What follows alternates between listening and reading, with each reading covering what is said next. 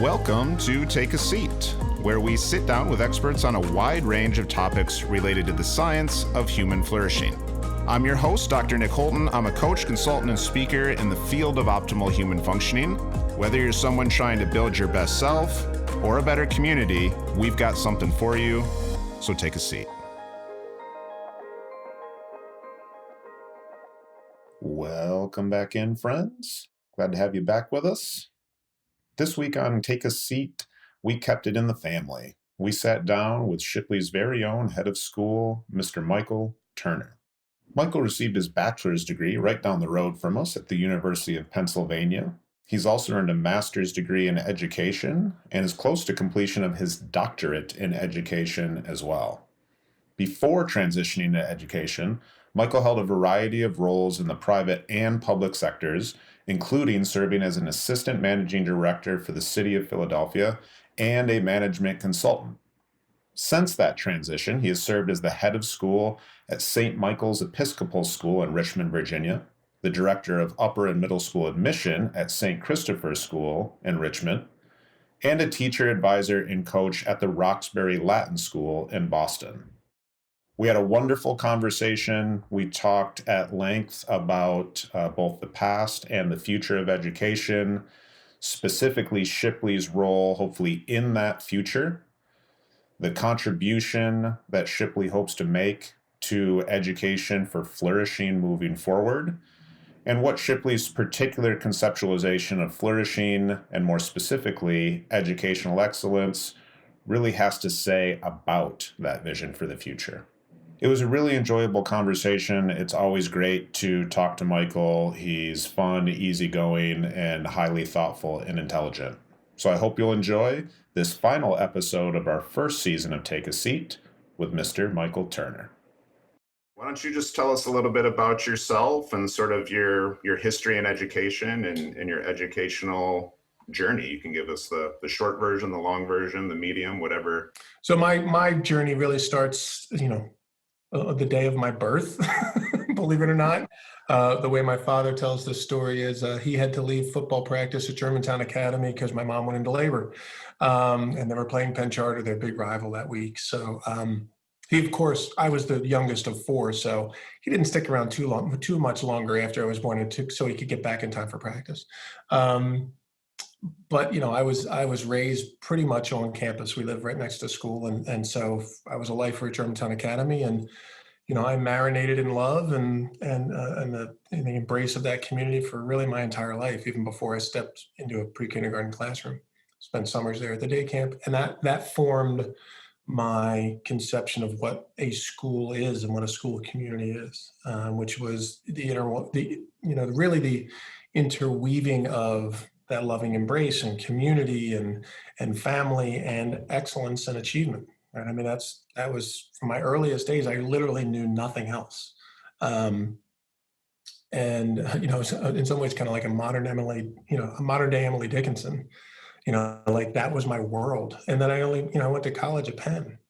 So I was only, this is pre-cell phone days. So, even though it was 25 minutes away, it did feel like I was going somewhere, but it really wasn't that far away.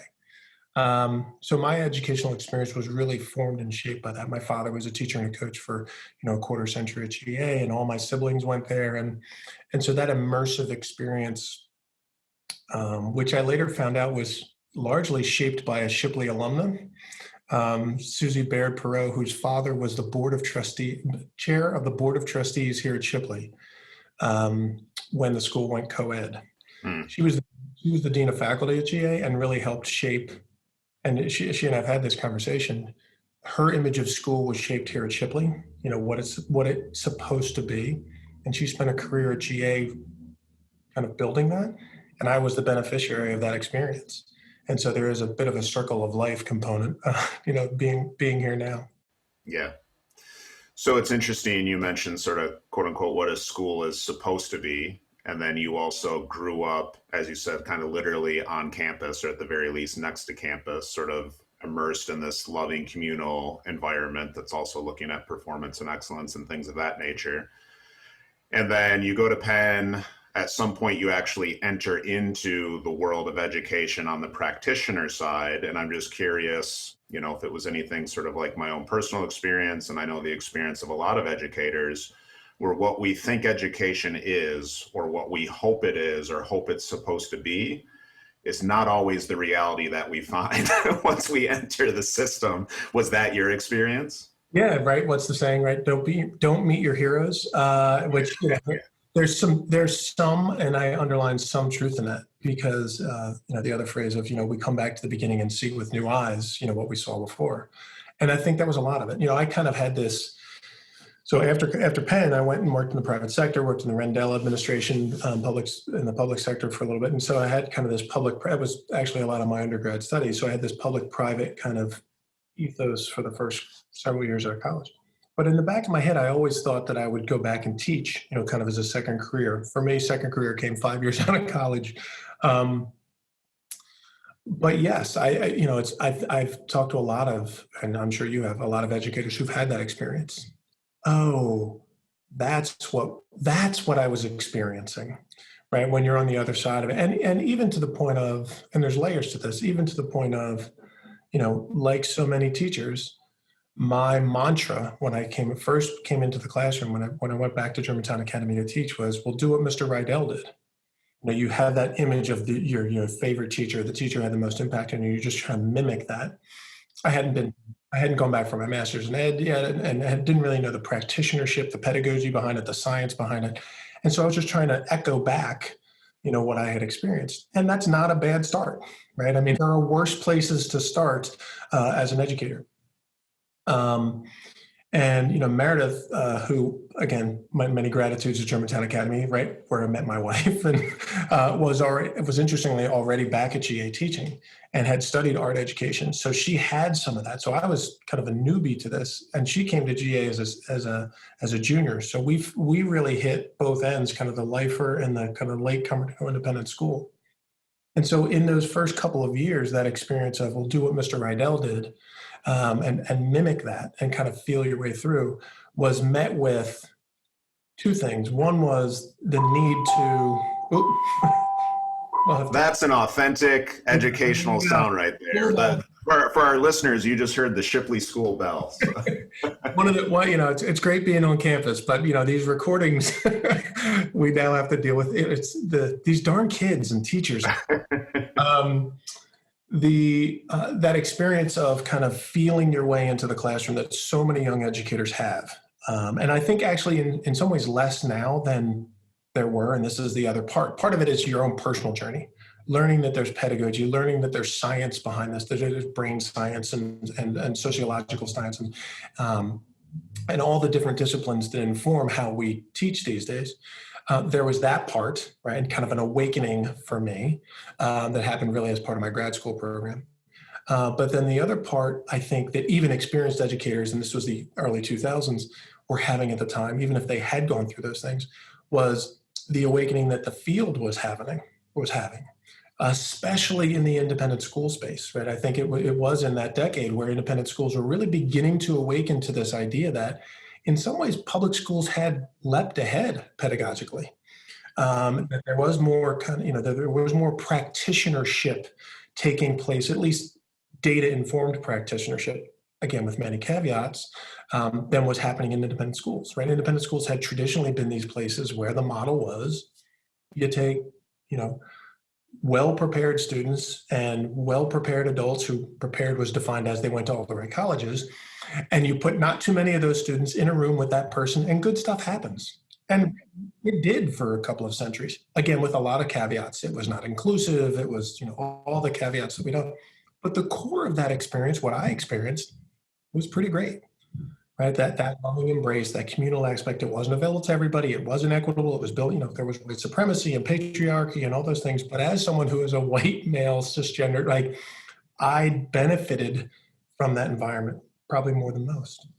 So that experience isn't incongruent with the model that we see going forward. In some ways, I would argue, actually, it's incumbent on me and those who did get that experience to ensure that we have a more data-informed, more science-informed, more equity-informed version of that experience going forward. So that So there was this kind of dual awakening in those kind of early years of my educational career.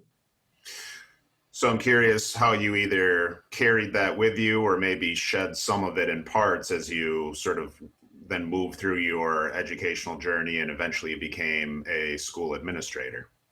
Yeah, it's a great question. I mean, my first response was kind of, and I think many young educators have this feeling, probably, five, plus or minus 3 to 7, 5, somewhere in 5 years into your education, you want to go back and apologize to those students you had in your first couple of years.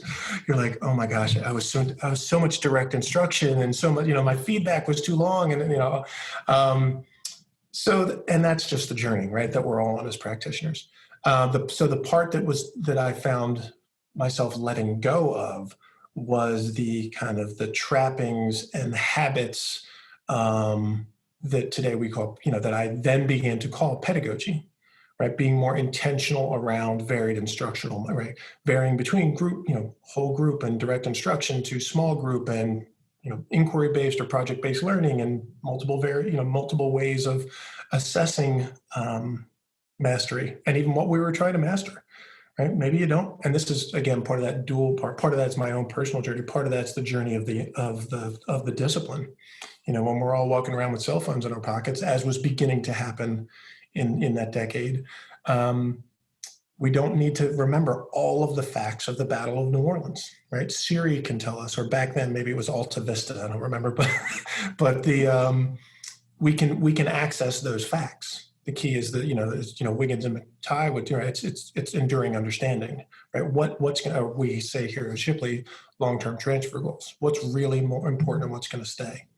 So that was the let go, pick up part. On the equity piece, this is probably a different question or a different conversation, but it was fusing that loving embrace and community that I experienced for 14 plus years as a student and as a child in that community, and looking again with new eyes on that, having gone to school, yes, at an Ivy League school, but also in West Philadelphia, having studied urban studies at Penn and worked in the city of Philadelphia and kind of see how all that works, and bringing that level of practitionership, a DEI practitionership, to that space.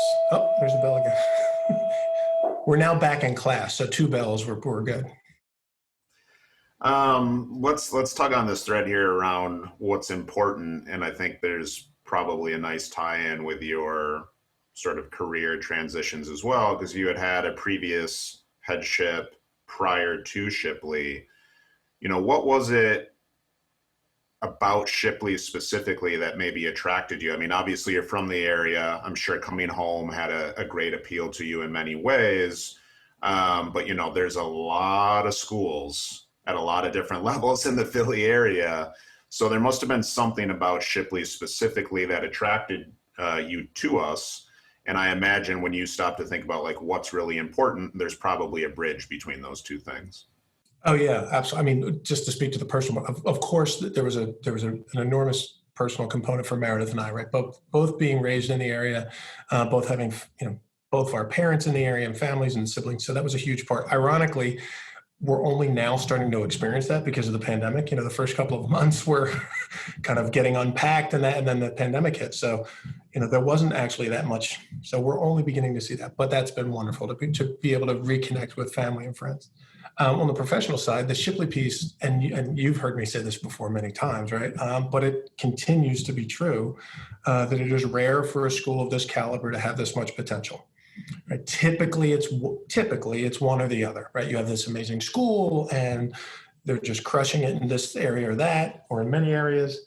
But it's the recipe's kind of baked, and you can come in and be part of that and steward it, and take care of it and make sure and just kind of don't mess it up, or it's a rebuild, or it's there's some issues and some challenges, and this was really kind of a rare combination where that Venn diagram overlapped. With a great, and there's lots of reasons for that. Part of it is following a long-term head, which I had done in Richmond, and Steve Pilch. When you follow a legend, there's real strength and real challenge in that, right? People are used to doing things in some ways, but that's also an opportunity for change. And also part of it is just a longer history of the school. Shipley's been many different schools over its time.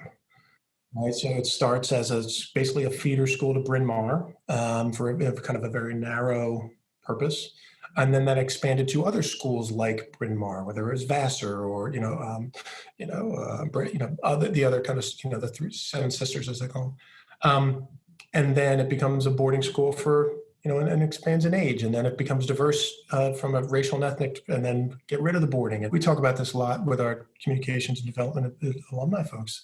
Depending on when you went to Shipley, you may have gone to have two alums who went to almost completely different schools, but the same mission, the same motto. And so there's this unique combination of kind of an inclination towards innovation and change while holding on to kind of the best of the past. And that's pretty rare.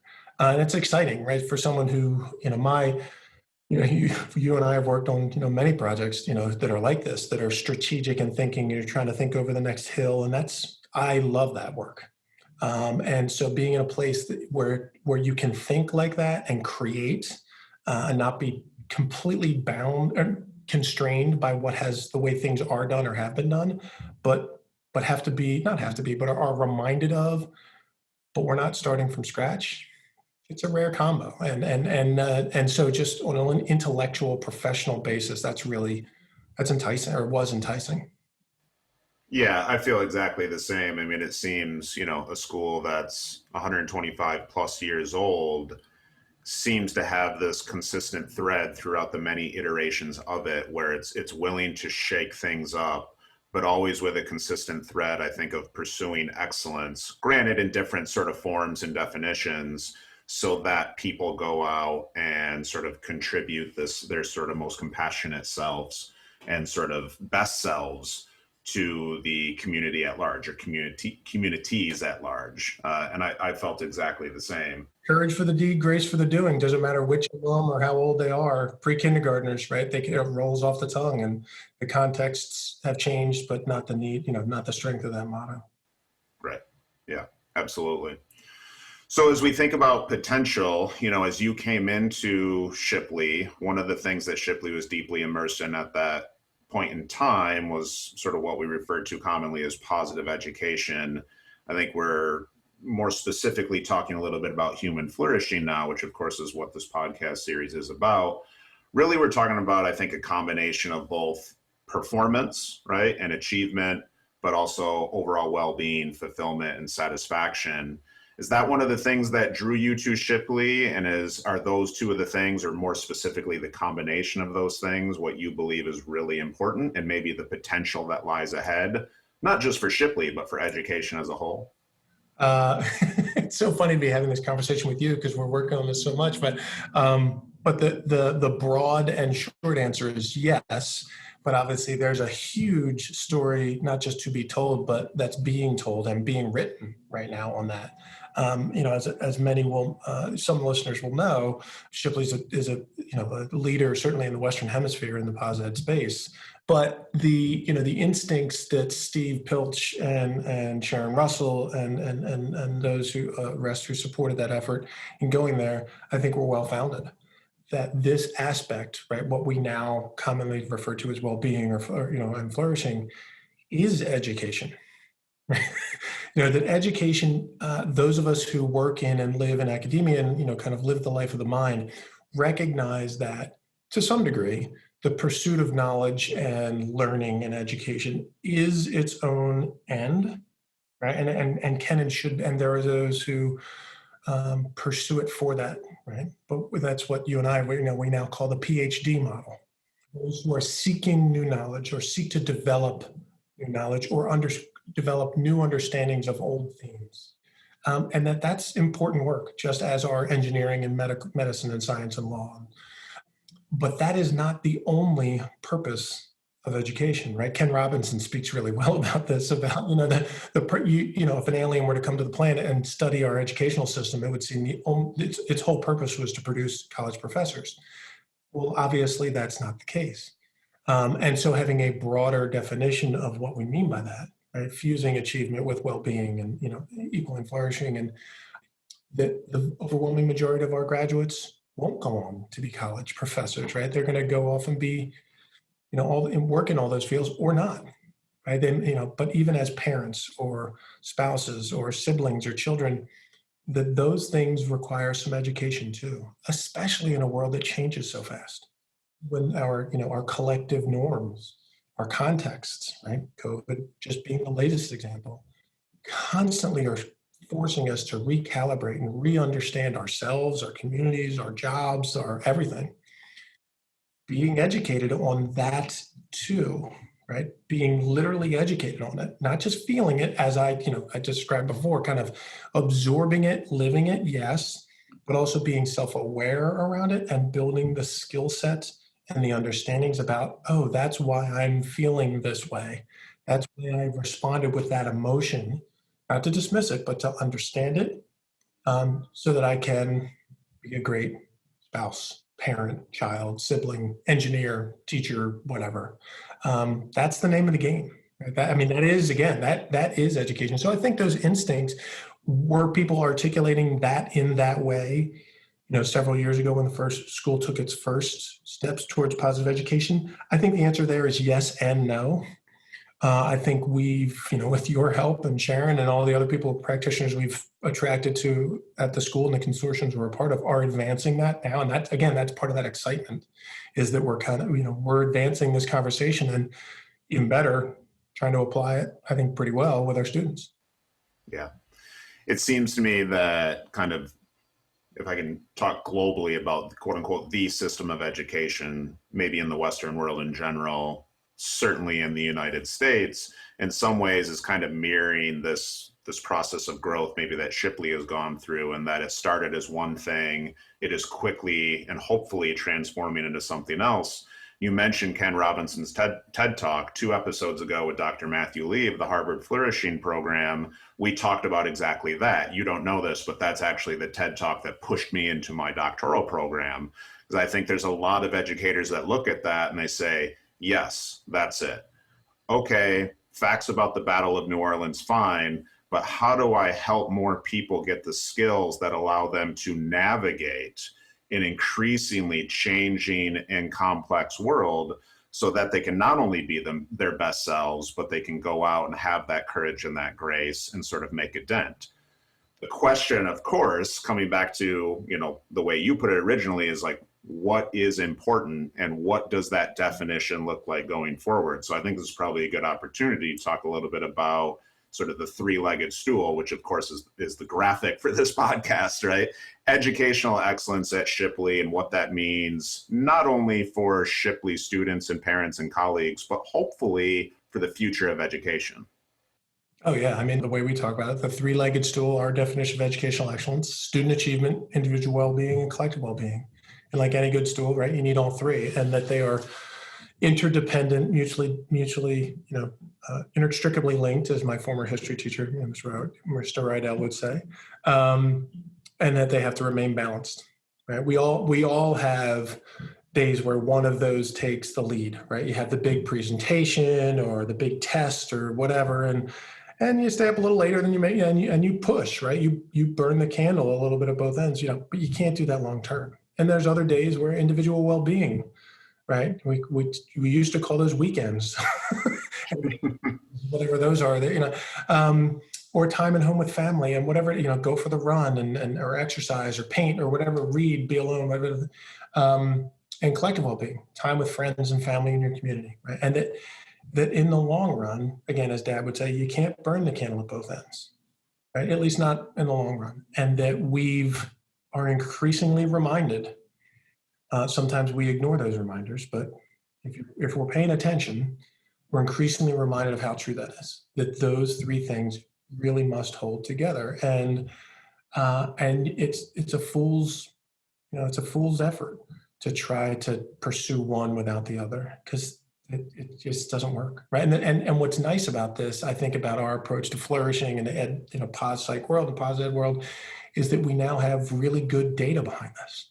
Right? We have empirical data, we have peer-reviewed journal articles across contexts and different cultures and different settings, which tell us kind of what all of our grandparents were, trying to teach us all along, which was, yeah, you have to take care of yourself, take care of the people around you, and work hard and try to do meaningful work and be good at it, right? Have the skills, which what's the argument against that, right? And in some ways, so the challenge to us, I don't think is that the three-legged stool of educational excellence doesn't stand up.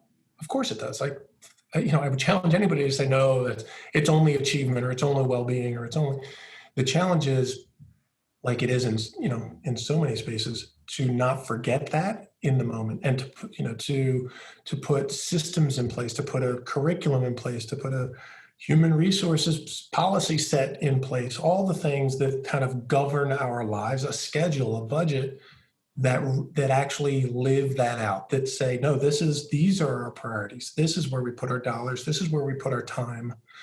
These are our norms, so that it happens, because that's trying to maintain that as an individual, as we're all have experienced over the last 12 plus months, is exhausting.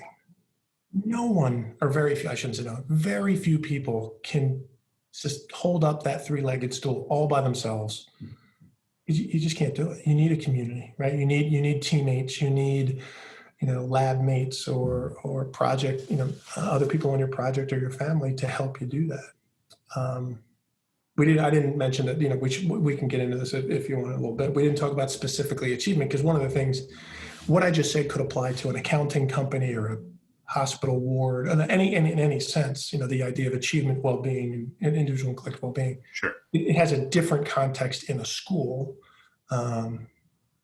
But yeah, so those hold together. Well, that's the distinct challenge, right? Because of course, I think the common retort, the very typical tension, or at least perception, is often, well, if you're talking about well-being, or sort of the hand-wavy term around that is happiness or something like that, then what you must be doing is, quote unquote, sacrificing achievement, and schools exist to pursue achievement, full stop. They exist to get Johnny, Susie, Sally, whoever it might be, into school A, school B, and then to go on to do these things. And I think what I hear you saying, and what I kind of already know, obviously, is sort of in your head, and more importantly in your heart, is that's not the whole recipe anymore. At least we certainly hope it's not. It reminds me of, just talking about this an episode or two ago, Brene Brown quoted somebody, and I'll have to go look up the name,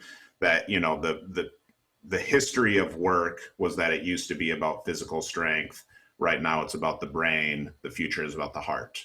Correct. 100%, right? When barriers to performance, when barriers to time and space and communication and collaboration start to fall away, right? There's a little Friedman-esque element to this.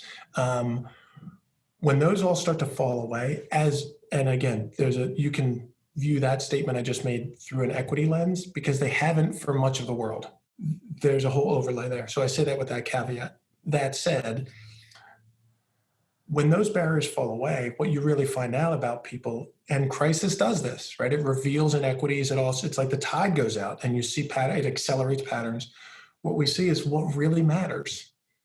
Just what matters to us personally and emotionally, right? We all, everybody was baking sourdough and having family dinners last March and April, right? And remembering, wow, this is really important stuff. But we also, as employers, as producers, as consumers, were remembering, as citizens, what was really important.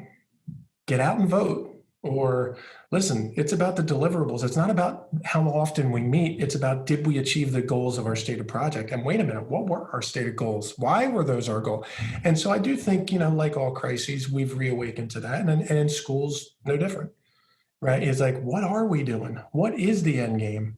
And now we would be, playing ostrich if we stuck our head in the sand and just said, college doesn't matter, and of course we're not saying that, but it is a measure, right? It is an ingredient to kind of what the full flourishing is. To be really crass, one of the ways we've talked about this with our board of trustees, who, their responsibility is, fiduciary, right? They are the keepers of the school. They are responsible for, our policies and procedures, and making sure that the school's around for the next 125 years. And one of the questions that boards, not just at Shipley, but everywhere ask is, well, let's talk about tuition levels and what are they and why are they and what's our value proposition and all those good conversations that good boards have. Well, if you look at the tuition at a place like Shipley, or heck, you could extend this to, we don't talk education in general, what it costs to educate a student at a public high school, right, in the Philadelphia suburbs. It's an expensive enterprise, whether you're paying private tuition or using tax dollars. And it should be. It should. I mean, again, it's a serious investment, right? It's an investment in the future. And it used to be, I mean, we're touching on these in different points. It used to be, going back to Ken Robinson and some of the arguments he made in the TED Talk, and there's different debates about this, but generally speaking, in the Western world, education existed to fill factories, right? And even going on throughout the next, say, 100, 150 years, primarily education has been about fueling an economy. And what I think we're hearing and talking about and hopefully, moving towards is fueling human flourishing, both individually and collectively. And that's a very, very different endeavor. It doesn't mean throw the baby out with the bathwater. It doesn't mean forget about performance. It just means, to your exact point, that is a component of flourishing in some cases, right? The model we are pursuing, and this is the Atlantic article that just came out, right? The model that we are pursuing is inclusionary, because it's not just us pursuing it. That investment that I mentioned before, whether it's tens of thousands of dollars in private education, in private tuition, or tens of thousands of dollars in public tax dollars. For what? Right? To produce or to bring about, not even produce because that's an industrial term, to bring about what?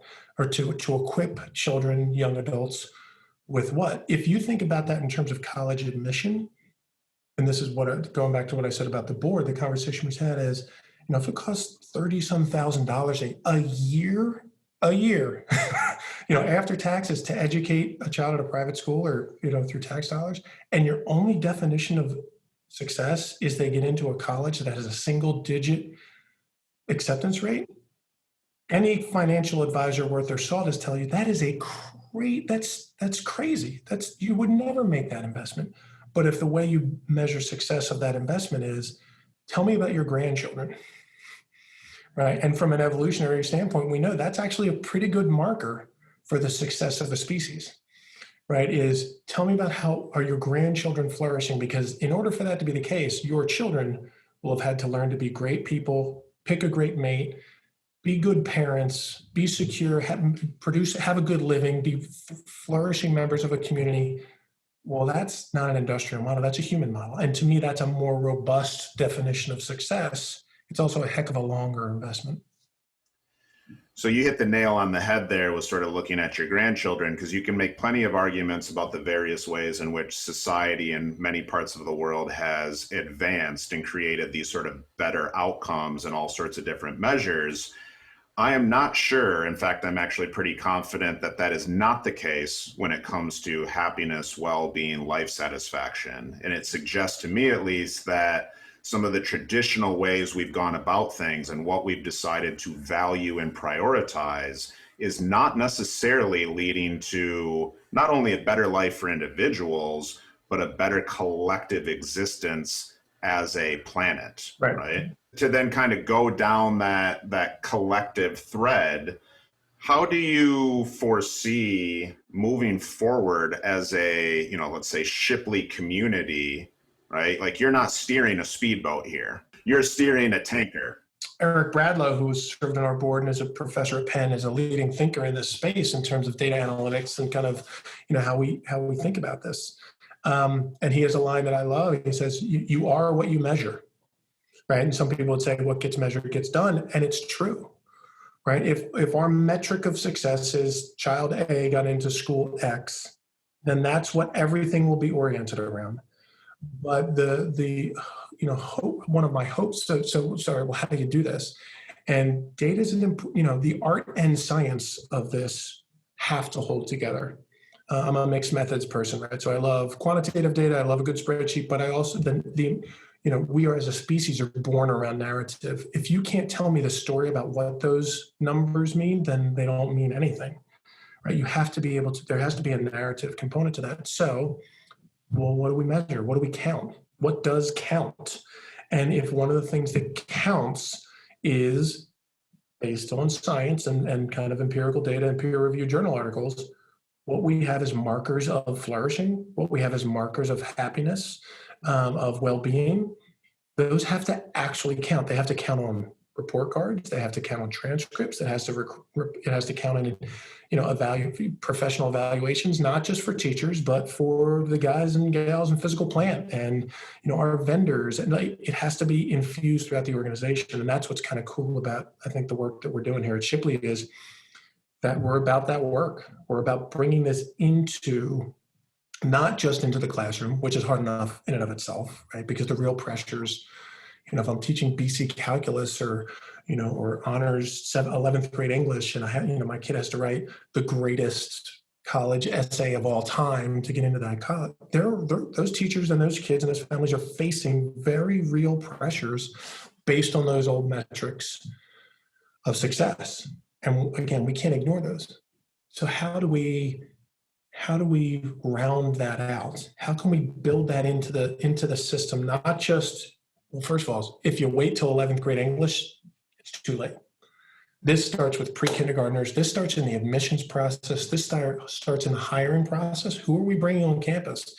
Are they predisposed to think and want to do this? Do they have that innate? Because if they do, we're ahead of the game when we actually go to implement it in strategy and technique and pedagogy and policy. If there's folks on campus who aren't predisposed to that, we give them as much time as they need to get there and explain why this is important. And the same with families, right? So I think that's what we're about right now. That's how you make these cool, interesting conversations. And I read this great article or watched this great TED Talk. That's how you turn that from positive education, as our friends at Geelong would say, just into education. It's just what we do. Right? Because again, it has to be, no one individual can do it. Right? It's lonely and it's. You mentioned Geelong and the phrasing. So you're referring to Geelong Grammar School in Melbourne, Australia, which was early on, sort of in the mid 2000s, kind of partnered with, practitioners and leaders in the field of traditionally positive psychology and push for positive education. The field's now moving a little bit more towards, certainly still the inclusion of some pos-psych principles, but more towards flourishing science in general. That might be behavioral economics, that might be neuroscience, sociological research, whatever it might be. Point being is GGS would say, learn, live, teach, embed. And what I hear you talking about is making sure that we're living it and embedding it in everything that Shipley does, not only as an institution, but ideally as a community, which brings us back to that collective part, right? That this is a communal and group effort. So my natural question is, you as sort of the, the steer of the ship, how are we going to do that? It is both simple and complex. I'll start with the complex and go to the simple. So the complex is some of the things I was just mentioning, right? Making sure that this is reflected in your hiring practices. What questions are we asking? What are we actually looking for? I mean, there's knockout questions. Yes, you need to have the expertise in your discipline, be that English or physical plant or tech, tech support or whatever the thing is. But how are you, and we do this now as a matter of course with diversity, equity, inclusion. Right? I would be stunned if any school, similarly situated to Shipley, isn't asking every single candidate, show me evidence of how you've, sought to create a diverse, equitable, and inclusive learning environment for your students. That is asked of everyone now, right? And people are listening for real answers, not just hollow answers. This has to be similarly situated. Tell me about how you're working, what evidence are you collecting to assess the well-being of your students and how are you, those have to be part of that recruiting process. They have to be part of our recruiting process and admissions, right? If there's a family, we have to be clear with people about what, it's a huge commitment, as we just said, with families investing in a Shipley education. So are we clear with what their expectations are and what ours are? Are we partnering well? Saying, listen, if your only definition is my child got into ABC university, I don't care about anything else, then we have a responsibility to say, then we may not be the right school. because we care about what we do care about that, but is, as we said, it is a measure. Now, we also happen to believe that your child, if you come here for 14 or 7 or 4 years, and you actually buy into this, you actually have a way better chance of not only getting into that school, but flourishing and being successful once you're there. But if you don't care about that and you only care about this, even if we can produce for you, you're probably not going to be happy. You're probably going to fight us along the way. We're probably going to have a lot of the wrong conversation, and to be open with people about that. And we're maybe not the right place. And then, and it's show up on, like Mastery Transcript and other folks are trying to find ways to have this come forward in the kind of student feedback and the student reporting. And we are as well, right? We collect these data, share them with families in terms of well-being and those kinds of things. We're not reporting them to colleges yet. I'm not sure we'll ever get there.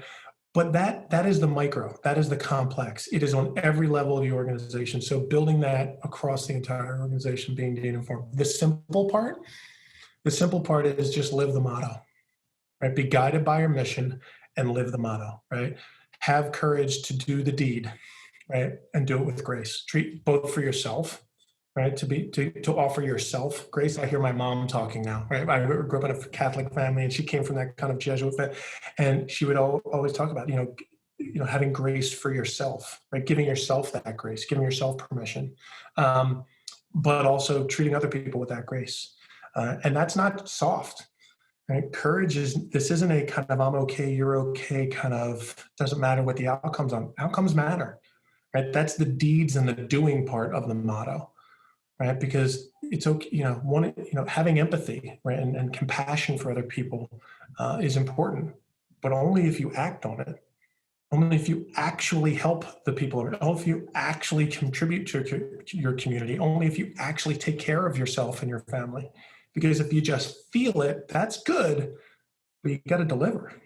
You have to achieve as a person, as a member of your family and your community, and as an engineer, or student, or architect. Or in many ways, this conversation and everything you're laying out, I think the primary focus, obviously, at this moment in time is sort of kind of internal to Shipley itself, right? Like, how do we help sort of evolve and transform what historically Shipley has always been about to better achieve flourishing and these sort of new conceptualizations and definition of excellence. But I am curious, in sort of the long term, maybe long after, you've moved on from Shipley or I've moved on from Shipley, what are you hoping Shipley can contribute to sort of the larger context of education? Right now, high schools, independent schools, they're really kind of in many ways stuck in this position of kind of in between, as in a trajectory towards colleges and eventually businesses, and sometimes have to play the game as a result.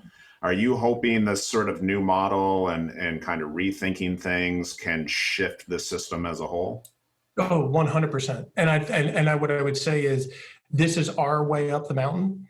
I think independent schools, and for those who are listening to this, I'm sure there are some people listening to this trying to figure out, well, is Shipley the right school for my child? And maybe it is, and we'd love to talk to you about that. But the other part of it is, other schools are trying to get up this particular mountain in really interesting ways. There are schools that have started, studying for the Center for, or the private schools for public purpose, and leaning really heavily into service learning and lots of really partnerships with others, with public schools and community programs. That's good stuff, because it's a reconnection I would think, in a 21st century modern version of maybe it isn't ironic, to what these places were really meant to be.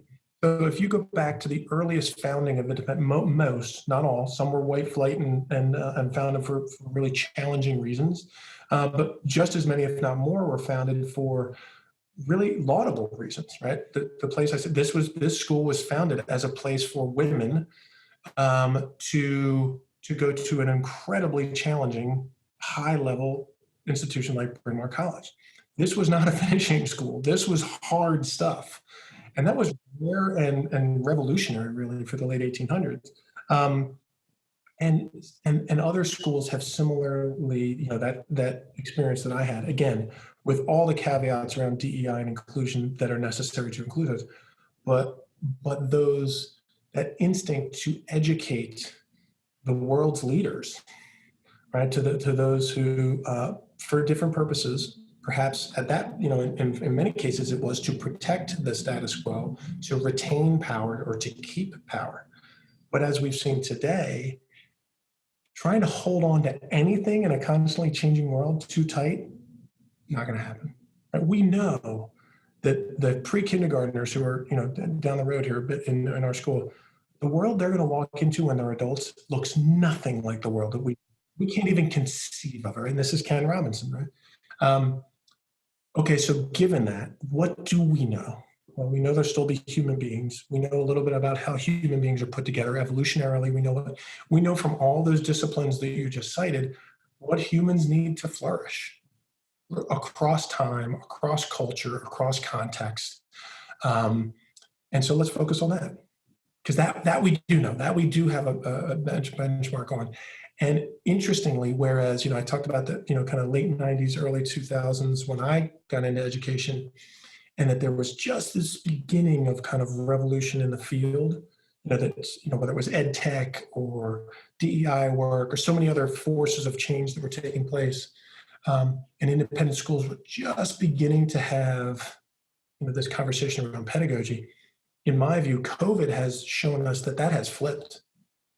Right, the schools, not just because of resources and money, although we understand that that's a part of it, but in terms of schools like Shipley being able to turn on a dime and reinvent education in a matter of weeks or months and do an amazing job of it, that's incredible.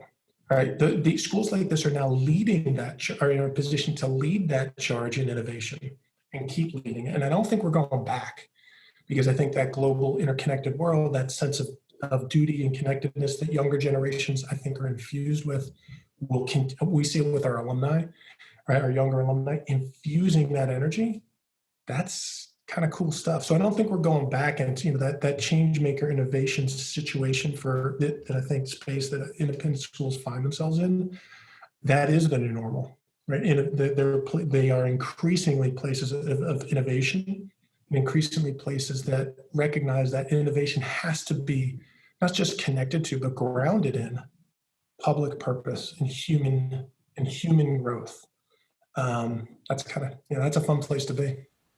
You mentioned human need. You've also mentioned culture a few times, and, we're not going back. And I think one of the things I know you believe, and I think in many cases collectively we believe, is we don't necessarily want to go back to how things were when it comes to issues like equity and inclusion and things of that nature, right? And we talk a little bit about culture. Yes, in many ways, you mentioned Friedman, the world's becoming very globalized. We're integrating lots of different ideas and cultures and things of that nature. You've also mentioned science and data. I'm also a data hound in many ways, and there's an inherent tension there. Going back to episode 2 of this series, we had alumna Lydia Denworth on. We talked a little bit about how a lot of research is done on quote unquote weird samples, right? Western, educated, industrialized, rich, and developed.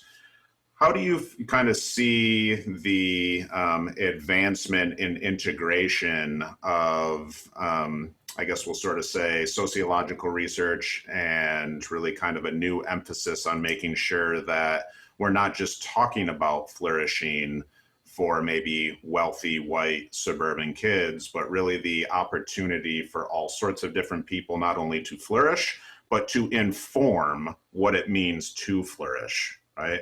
On a strategic level, like, how do you see that sort of advancing over, say, the next 10 years of your tenure here at Shipley? Yeah, well, it's a great question. You're right. So again, there's kind of a short and a long answer to this. The short answer is our DEI strategic plan that just came out, I think, speaks to this and does a pretty good job of it, which basically, and it's as simple as this, ask the question, why DEI? And the answer is because we cannot deliver on our mission without it. Full stop. We just can't do it. Like if I were to go back, I talked about Mr. Rydell, right? That kind of paragon, that benchmark for me in terms of what's a great history teacher. I was a history teacher, looked like. In the late 80s in Mr. Rydell's class, We didn't know who George Floyd was. Right? He couldn't have envisioned the pandemic. He couldn't have envisioned, even the internet, like all the things that we deal with. Nor should or could he have. Now, we learned about the civil rights movement. We learned about the pandemic, flu of 19. He gave me what he had at the time.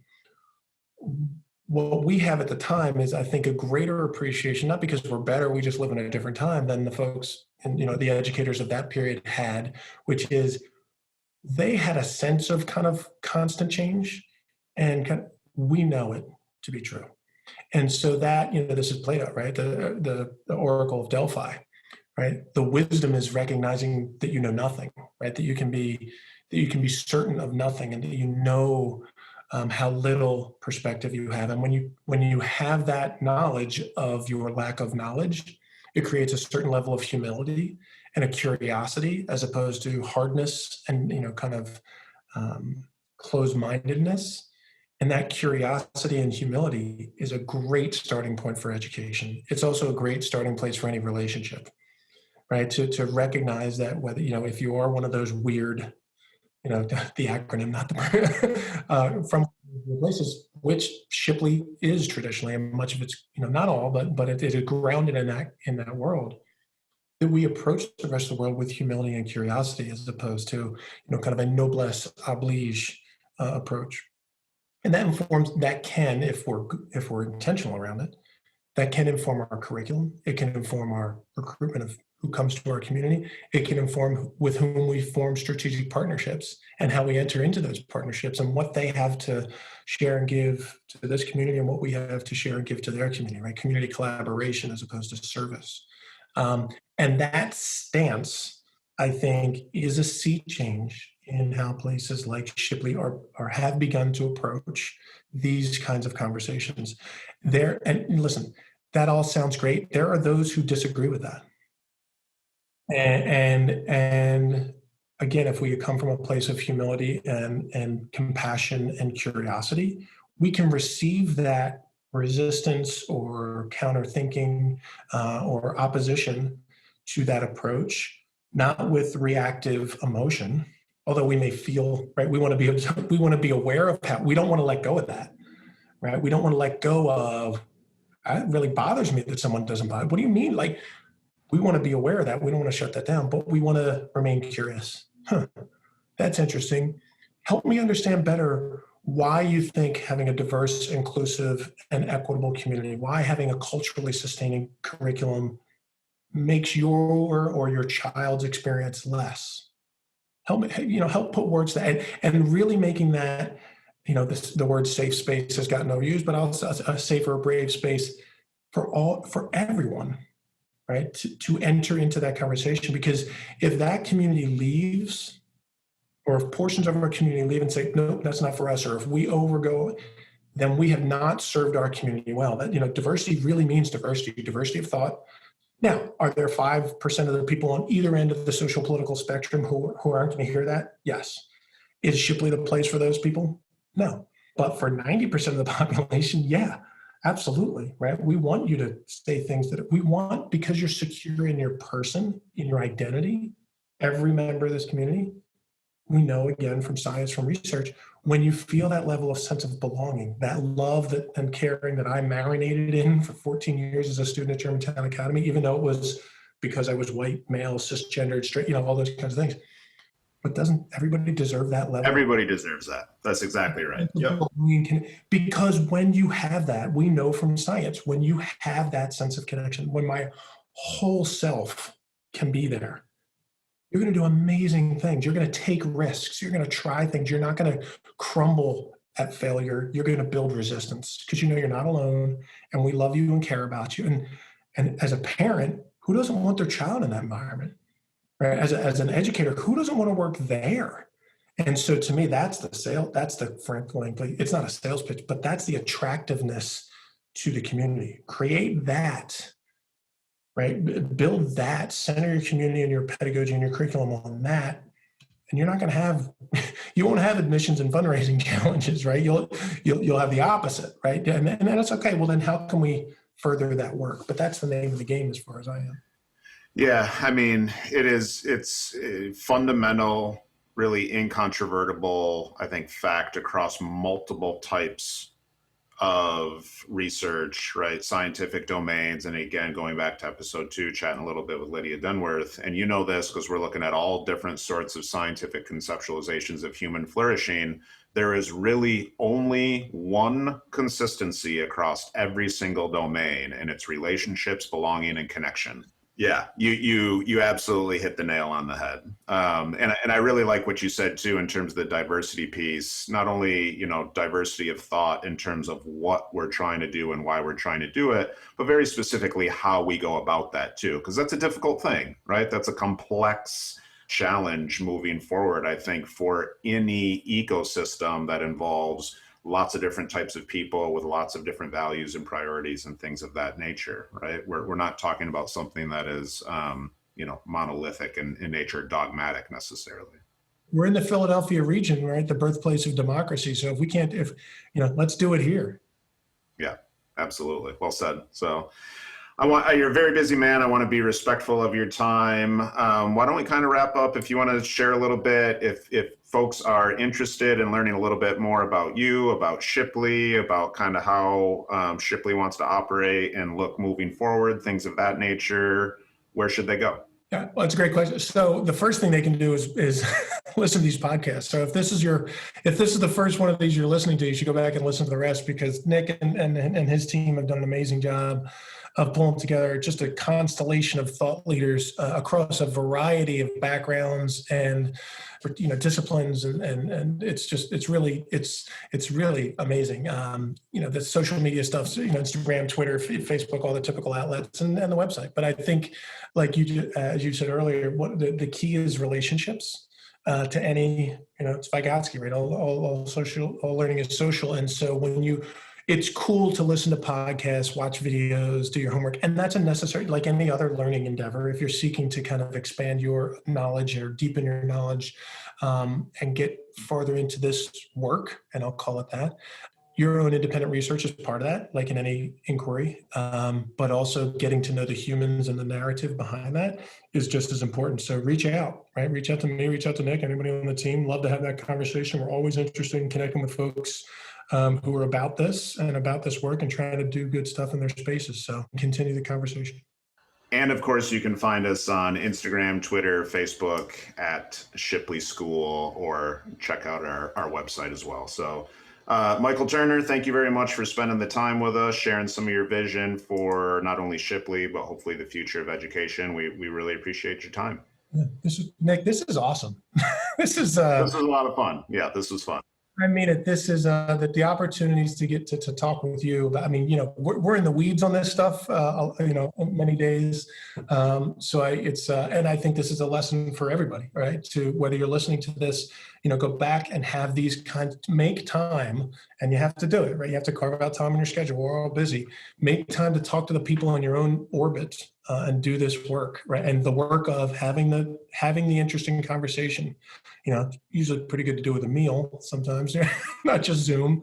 But I'm really grateful to you, and like I said, to you and Melissa and the rest of the team for carving this time out for folks to visit on these ideas. It's really important. Well, thank you very much. We really appreciate that. This has been a really fun first season, and for our listeners, this is the final episode of our first season, but hopefully we'll run it back coming up here in the fall and have a new slate of thought leaders for everyone to listen to. So thanks again for your time. We really appreciate it. My pleasure, man. Thanks. Our show is produced by the Shipley School, an independent pre-K through grade 12 day school, rethinking education and daring to hope that we can, in fact, build a better future. I'm Nick Holton, and I'll be your guide through these conversations. Come on and join us.